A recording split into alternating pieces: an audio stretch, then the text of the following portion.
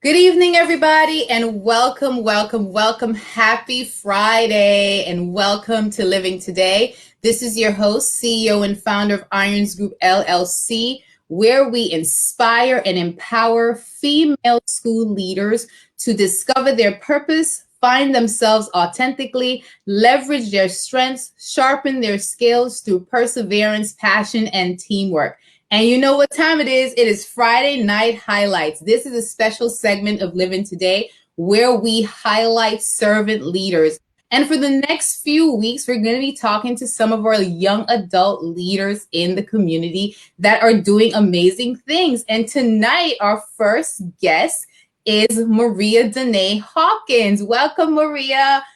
Say hello. Hi, thank you. There. Okay, so I just want to make sure, I'm going to check the sound. I'm going to just say hello to everybody in Facebook land to make sure that we're on. Yes, we are live. So guys, if you're seeing us and you can hear us, please let us know. Say hello to Maria. Welcome, guys, and welcome Maria to the Iron Sharpening community. I'm so excited to see Maria because I remember when Maria was only I think I met Maria when she was like in middle school or something like that. And now, and now she's a young lady. She's all grown up. She's a graduate, she's graduated from college. And I'm trying to get over the fact that you're all grown up. So how are you doing, Maria?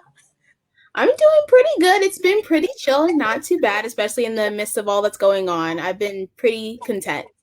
That's awesome. Well, let's just get started. So what I'm going to do is I'm going to tell everybody about you, and then we're going to just get into the questions, right? Okay, so Maria is a self-proclaimed nerd and fashionista at heart. She loves shoes and clothes and math and puzzles and computers, and she's a Marvel superhero fan, just to name a few things. She considers herself to be blessed and highly favored. She wants to be able to, she seeks to change the world in every space that she occupies. So her goal is wherever she goes, she wants to add value. She was born in Cleveland, Ohio. She is a military child. Okay, she has had the privilege of living in two different countries, Italy and Japan, and had also the opportunity to attend schools on military bases because of the fact that she's lived in overseas. She loves the opportunity to meet different people and engage with a variety of people in different cultures. And she moved back to the United States when she was about 12 years old. And according to Maria, that was a culture shock for her because you went from being, you said that you went from being using one store to having access to multiple stores, which was different. And also not having to walk around with her military ID, listening to the sound of the reveille and the retreat go off, and your teachers having to stop in the middle of teaching classes so the military planes could go by.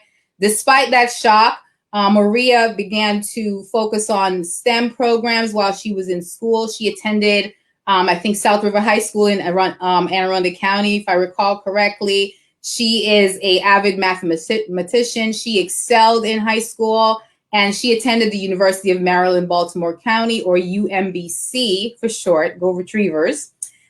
She is also was a scholar in the Center for Women in Technology, or the CWIT program at UMBC. We're going to talk a lot about that tonight. She had the opportunity to mentor others and make a difference in her community.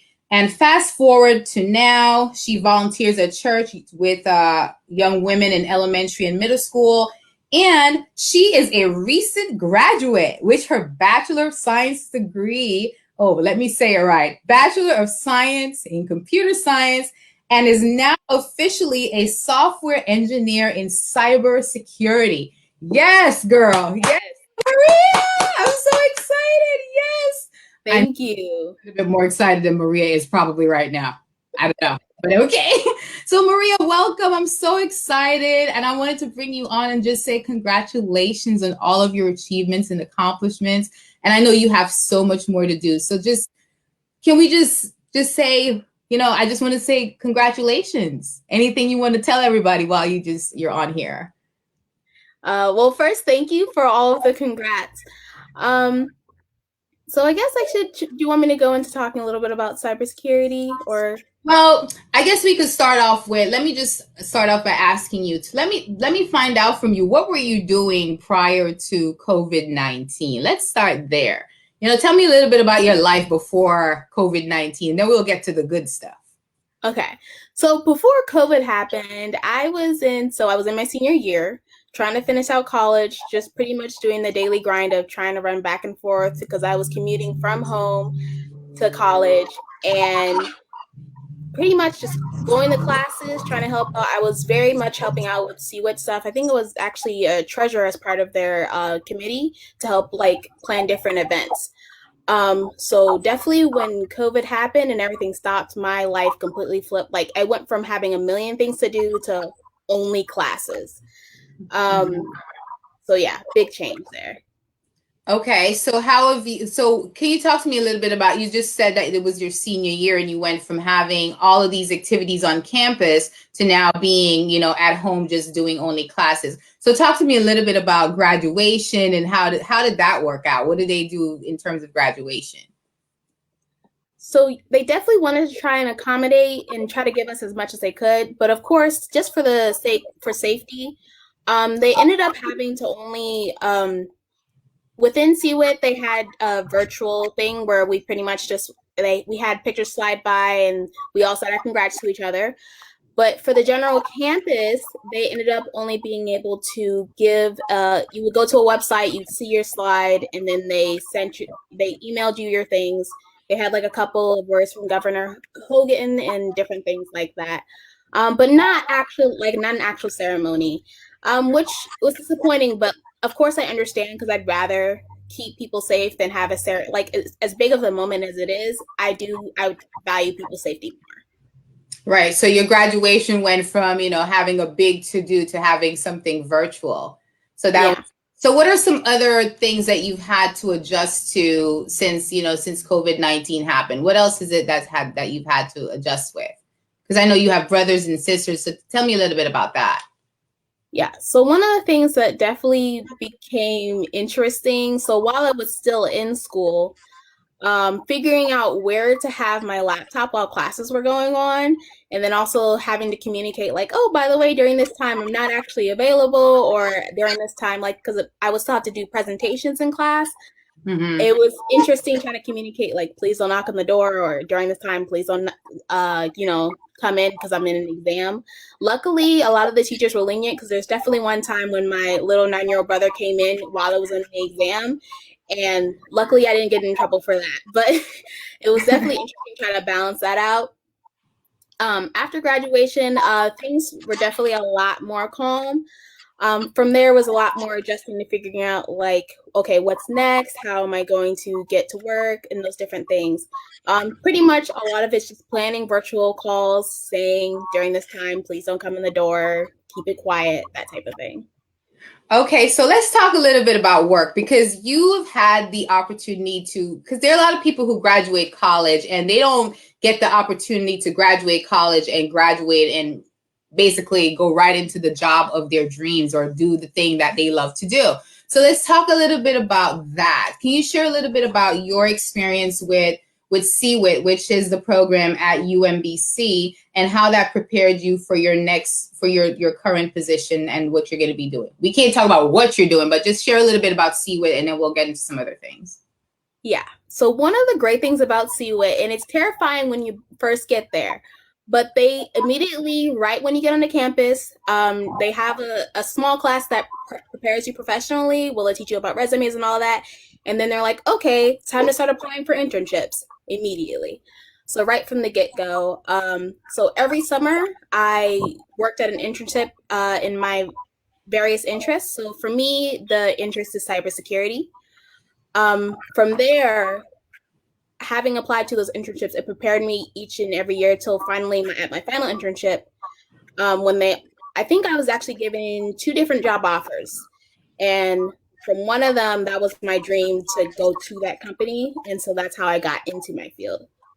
Wow. So for those of you that are watching, thank you guys so much for joining me. This is Maria Danae Hawkins, and she's a recent graduate of the University of Maryland, Baltimore County, And let me just give you guys a little bit. So the Center for Women in Technology is what CWIT is at the University of Maryland, Baltimore County.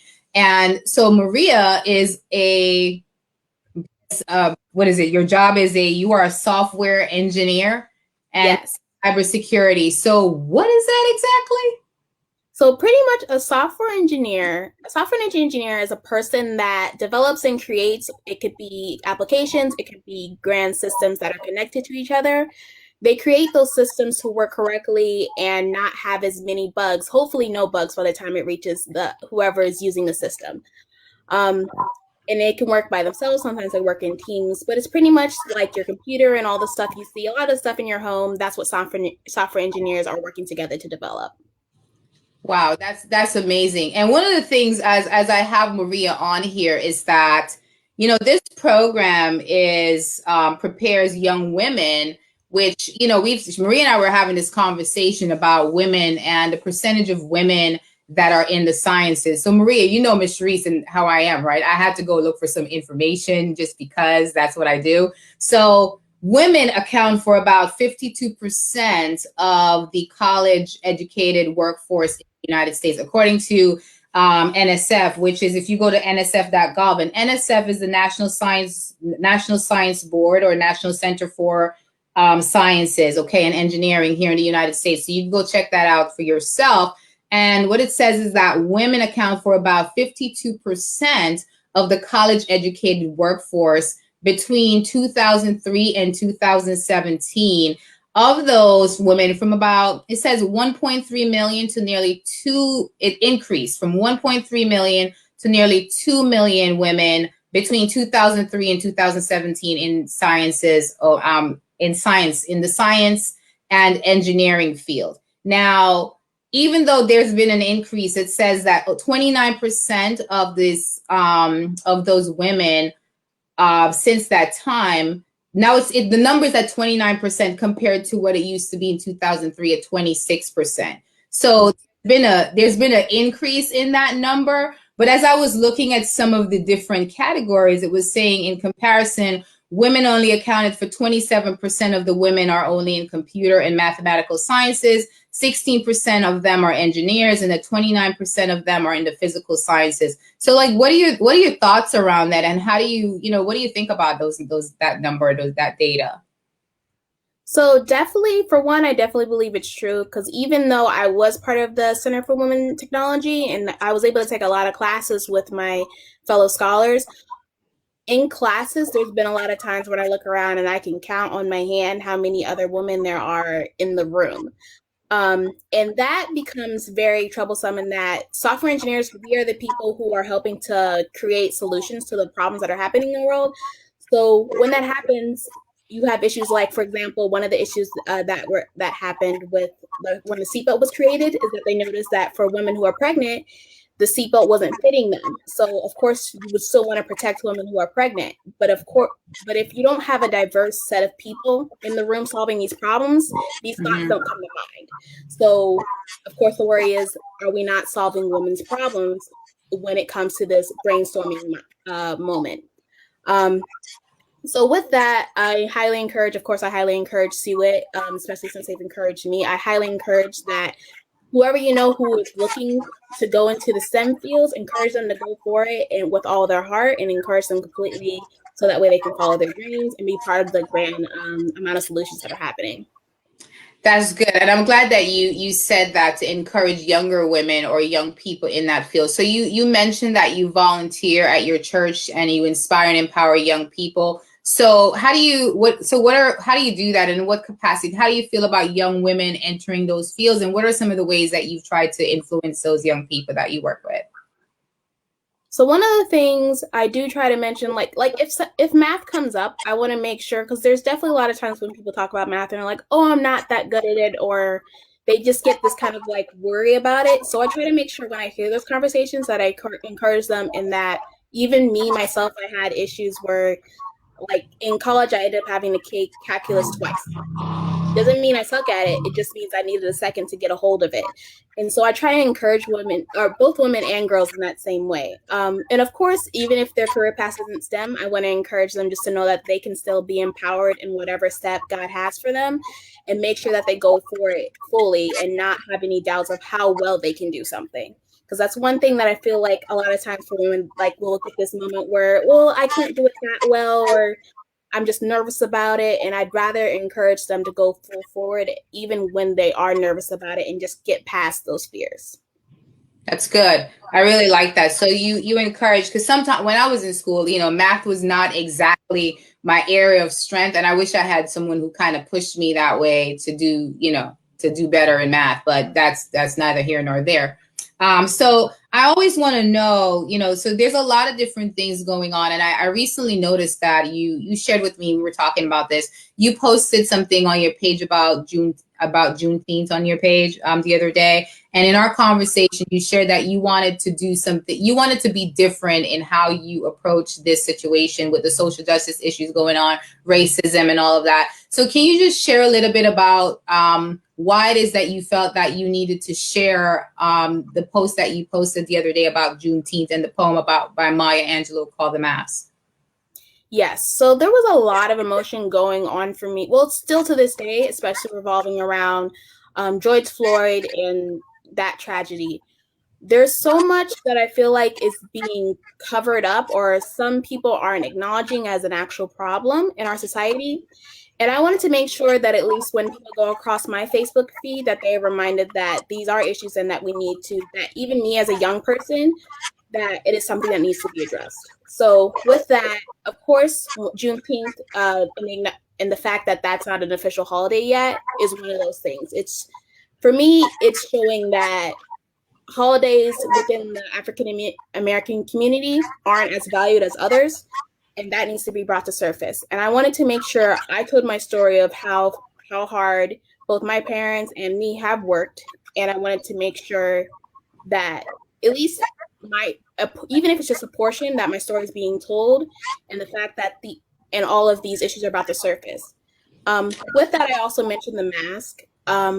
That poem, well, for one, Maya Angelou, sorry. She's a very powerful woman, but also the mask talks a lot about how our ancestors before wasn't able to talk about all the things that were bothering them out of fear of one, they could have lost their job, they could have, when they were slaves, they could have died. There was a lot of things that they couldn't say in order to survive, so that way we today can still stand up and go to college and do all those things.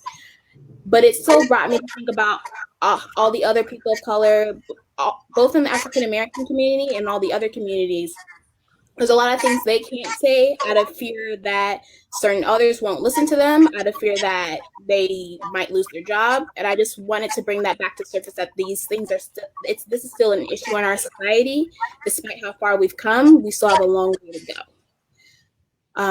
So yeah, it's just a lot revolving around that. There's so much more to do, and I have a lot of hope, but I'm definitely not stopping here. I'm still young, and I have a lot more to do. I agree, and I'm sure that with all of the things that you've learned at UMBC, that you have a lot of your future is bright, and I know that the company that hired you saw that, and I'm sure they made the right decision in doing that. Okay, so let's talk a little bit about I often ask my listeners to share an iron sharpening thought, a tip that you would want to give either for parents of younger kids that may be interested in STEM, or just something important that you would want to add to leave with the audience. What is something that you would tell a parent maybe who has a child that's interested in STEM, and maybe a thought that you would want to share with other peers that are the same age as you? Okay, something I really want to stress is something that helps a lot with the STEM fields is you got to think outside the box. So it's not good to just be like, I can't afford this one college and therefore it's over. Definitely search, even just use Google. Search for all the scholarships that are out there. There are so many resources out there. Ask your neighbors, if you have a particular place that you want to work, because I know for me, the place I wanted to work, a lot of people who were working there came from UMBC. pay attention to where you want to go and the people who have already been there, figure out what they've done, and then copy that. And that's a lot of times that's the easiest way to get there. So just definitely think out of the box, use all your resources, and keep trying no matter what, because there are ways into it. And sometimes it just takes a little bit more grit and it takes a little bit more research and looking around things. And it's not always the traditional path, but there are many paths. So yeah. I like that. Helen said that we're not done yet. That's a comment that someone said in there. But I like your comment about making sure that it just takes a little bit more grit, and that there's not only one path. And the reason I wanted you to share that is because UMBC, I'm not even sure, unless you're in Maryland, how many people really know about that school and the value of that school. But I'm just gonna just rip off some of the things that I found out about the school. So the school, the president of the university is Dr. Freeman A. Rabowski III, and he's been the president of the university since 1992. And a large part of the reason why there's so many programs at UMBC for like the CWIT program, the Meyerhoff Scholarship Program. There are a lot of different programs on that campus that are directed toward young minorities and underrepresented population, is because of Dr. Rabowski and his team. So one of the things about UMBC has been rated the nation's #1 producer of African-American undergraduates who go on to complete a MD or PhD, and the #2 nationally for African-American undergraduates who complete a science or engineering PhD. Now, Maria doesn't have a PhD yet, but I'm going to say that I won't be surprised if she decides that she's going to do that. Okay, but she's definitely a graduate of that school. And according to NSF, which is the place I got the data from earlier, UMBC ranks in the country's top 150 universities in the federal research and development expenditures, and #12 in NASA funding. So anything you want to know about the school, you could go ahead and go search for it and look for it. So Maria, let me ask you a question. What are some things that you like to do for fun, just to relax and chill? We're in this like COVID-19, racial issues going on, the family, the dynamic. Like, what are some things that you like to do just to kind of relax right now until work starts, of course? Yeah. So I love doing things. One that sparked because even though I have my science part of me, I'd very much like to use my creative side. So a lot of that falls into, it could be me playing with my hair. A lot of times it's me playing with my hair. I love playing with my hair. Also a lot of putting together different outfits and putting together different accessories. But outside of the clothes and the fashion, I also love watching movies with my family, especially, like I said, we love Marvel superheroes. My favorites being Iron Man and Spider-Man. So watching different movies there, and even sometimes just like having a cup of tea while watching these movies while it's raining. Those are all my favorites, just to relax and have a moment of peace amidst all the chaos. I love it. I love it. So you always have to find time to kind of have a downtime for you and spending time with your family. So let me ask you this question. When do you officially start work? So technically I started this Monday, Okay. but they're just setting me up to put me on because I have to be a part of a software engineering team. And with that comes another round of interviews. So even though I'm officially on the contract and everything, they've got to make sure they get me into the perfect fit with a team. So that's probably going to either come up next week or the week after. Staying tuned. So that's awesome. So how do you feel about that? Like going from college and really rolling into the adult world of being on a team of people in a professional work environment? I am so nervous because even though like I felt confident, like when I was around other interns, it felt a lot different because then you get used to it because it's like, oh, okay, these are people who are also going to mess up with me. But then I realized as I'm doing these, I think I've done about 4 interviews with different teams. These are all like they're already like at least 10 years in their professionalism, and when I join their team, I'm going to be like one of 2 young people on their team. And so that's definitely nerve-wracking, but exciting at the same time, because I know I definitely am a part of something important and something that's going to make a difference. And I know that I'm going to be able, over the next couple of years, being able to definitely develop my skills beyond what I even know what's going to happen. So both nervous and excited. Well, I think that's a great attitude to have. Some Desiree Foster Collins says you're going to be amazing. You will be the game changer. And coming from her, I'm just going to tell you, she is a tech person in the tech space. She has a brain like yours. I'm going to say that coming from someone who's doing what you're going to be doing, or in that space, that's a good compliment. So just like she said, don't be nervous, because I know you. I'm slightly biased, but that's okay. Um, just walk in there with the attitude, like you said, whatever space that you're going into, you already have the attitude that you want to go in there to add value. Mm-hmm. Of course, you're going in there to listen at the same time and to learn. So that's awesome. I heard you say you want to enhance your skills. So that leads me to sharing why I wanted to have you on here. So when we highlight a servant leader here at Irons Group LLC, the whole point of that is the servant leaders that we highlight are people who are self-aware, they're active listeners, they're compassionate, they're visionary, they're intuitive. They're people who are healers. They look at the whole person. They're community builders. They're good stewards, and they're committed to others' growth, and they're extremely persuasive. And one of the things about you, Maria, is that as you're growing into your young adulthood, I had the opportunity to watch that. So that's kind of exciting for me. Besides your parents, I mean, I was kind of on the outside of that, but I really like that. So one of the things I love about you is that you're extremely intuitive, and you're also very self-aware. So, just keep that up. And another comment that was made is that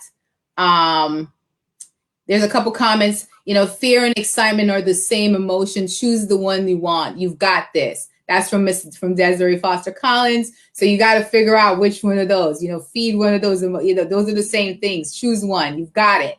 You're going to do well. And then another comment is, let's see, congratulations to you, lady, and continued prosperity and happiness. Actually, that's actually from my mom. Okay, so Maria, I had you on here because I believe that you are a young servant and honoree and adult on the move.